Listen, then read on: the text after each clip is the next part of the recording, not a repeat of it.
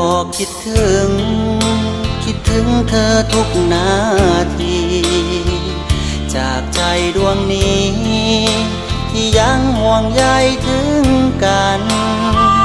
ดวงใจดวงน้อยเฝ้าคอยเธอทุกคืนวันรำพึงรำพัน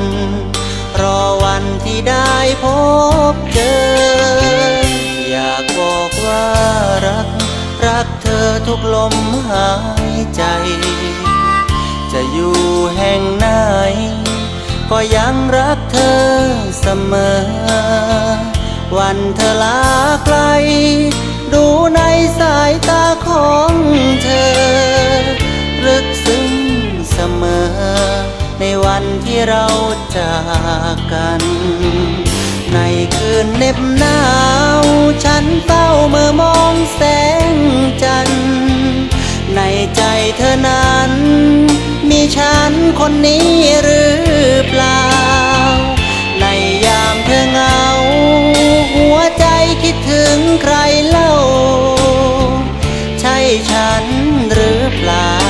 คือคนที่เธอคิดถึงก็บอกคิดถึง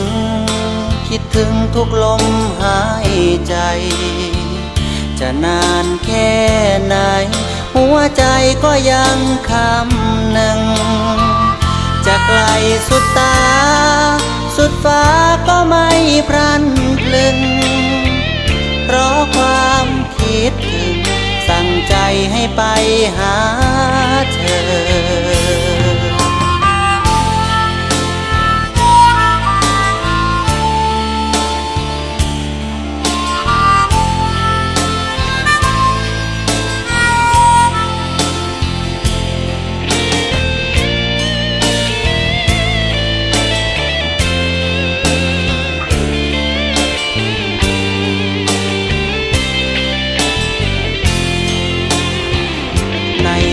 เหน็บหนา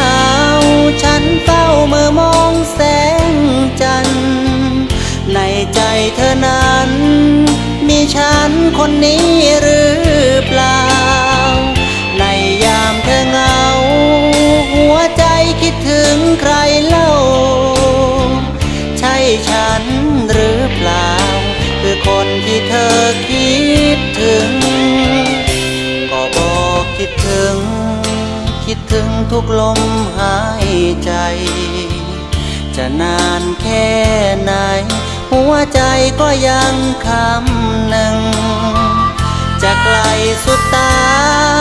สุดฟ้าก็ไม่พลันพลึงเพราะความคิดถึงสั่งใจให้ไปหาเธอจะไกล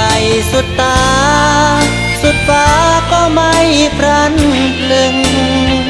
เพราะความคิดถึงสั่งใจให้ไปหา